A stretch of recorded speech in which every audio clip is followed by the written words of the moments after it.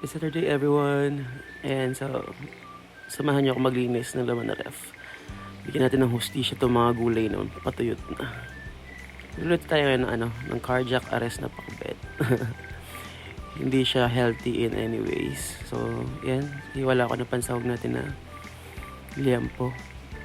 Lagay tayo ng mainit na mantika. Lagay tayo mantika sa mainit na kawali. Ayan. Tapos, kayaan lang natin silang maprito ng slight. Tapos, hayaan natin maputukan tayo ng mga 5 beses. Ayan.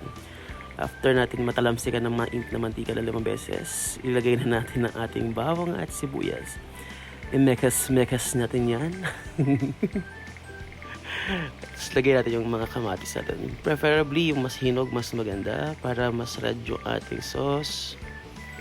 Ayan, so, igisa lang natin maigi. Make sure na durog yung ating kamatis.